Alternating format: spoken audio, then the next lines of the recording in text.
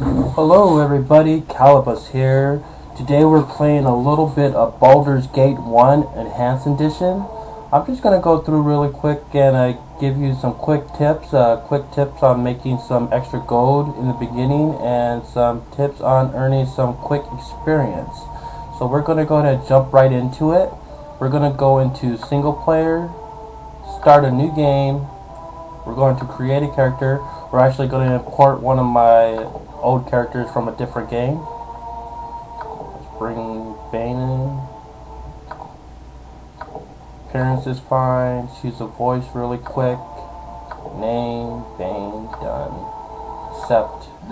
Alright, we're just going to skip the little intro real quick. So you start out in this little town right here. To start earning the gold really quick, you're going to head to the south part of the town area.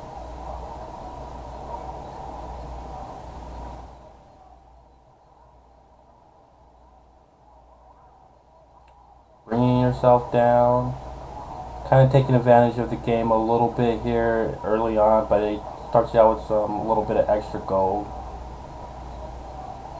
So come down.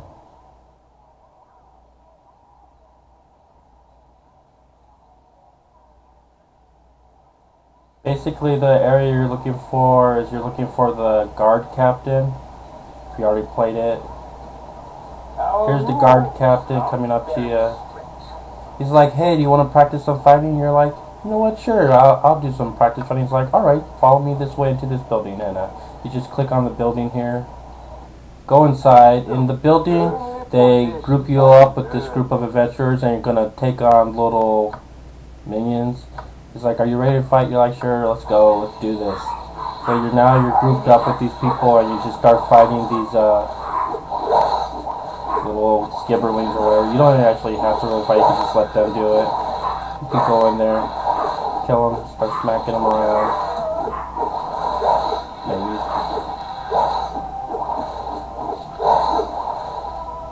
And just try to eliminate this little group. Right, once you kill all of them, the guy asks you, hey, do you want to keep fighting? So they're all dead. He's like, do you want to get some more monsters? Have you had enough? Do you want to go outside, or do you want to just keep fighting the monsters you're fighting right now?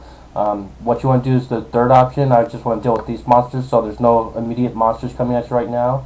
At this point, you could actually go into your inventory, and you could go into the inventory of your group members, and you could actually start robbing them. The stuff that you definitely want to take is, this is a magic shield on this guy right here, and you get it as a small shield +1. Just take that from him, give it to your guy. Also, his plate armor is pretty valuable. Take that and put him on your guy. And you can pretty much go through and rob whatever you want from whatever characters. I mean, if you wanted a longbow, if your main character was going to have a longbow and you want him not to have to buy one, you could take that. You could also take some arrows. The chainmail sells for a little bit if you wanted to grab that as well. If you're just grabbing it for the money, the only really valuable things is the shield and the plate mail. This girl has a wand, but for some reason it seems to disappear every time you try to take it, so there's not really point in grabbing that. This guy has a couple potions on him. You could actually take those because they'll stack, so you could get a bunch of healing potions and whatever the other potion was, oil of speed, which you could also sell as they stack. So basically, you're taking the items worth the value. The most expensive things, like I said, was the shield and armor. If you have a warrior that could actually equip those, you could actually put those in the warrior slot and the shield slot, so you can actually save up space. It's also good to have high strength, so you could try to carry out as much weight as you can. Once you got the items that you want, what you want to do is you want to come and save the game. So you go to save, make a save thing, have a name for it, and save it. And then you don't want to leave the building. Anytime you leave the building, any of these items that were the other group members will disappear. So at this point, once you had it saved, just go to the options and just quit the game and quit. Then you can start up another single player, go back to new game, create a character, import it from the save game, go to the game you just saved, and load up your saved main character. Agree to the appearance, pick a voice again, agree to the name, and you're done, and then you can start it all over again. So this time, now that I'm starting, I'm actually starting with that bow that I took, the potions that I took, and the shield and armor. So I have it. Now it's important to note that you could fill up your inventory, but if you were to sell this stuff and get like a bunch of gold right now, when you start up a new game, you don't carry over gold. You always start with the little bit that they initially start you out with. But any of the items carry over, and any experience that you have earned also carries over. So what we're going to do is we're going to have to go back and do it again.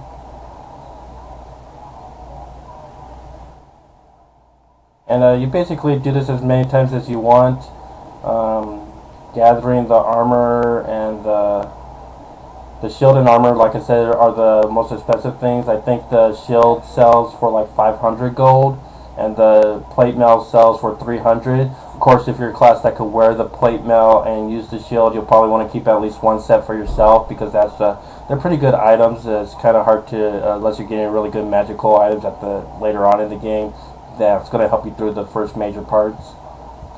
Again, like you come up to the guy's going to ask you, hey, you want to go in there and fight some more? I'm like, hey, yeah, sure, why not? Send me in there. I could take on those little gibberlings, whatever they're called. Go back in there. The guy's like, hey, I haven't ever met you before. Like, no, this is the first time ever meeting you. Yeah, let's go in there and do some fighting. Back in there, you go into the group, do it all over again. It's a rinse and repeat kind of cycle. Go in there, kill the little group of people real quick. Bam, kill him. He's in a bunch of pieces. Body parts flying everywhere. There they go. They're all dead. He's like, hey, have you had enough? You're like, yeah, I'll just keep fighting the monsters that I'm fighting. And again, go to the guys that you want to rob. Take his shield. Like, you don't really need that. Take the armor. Take the potions, because they stack.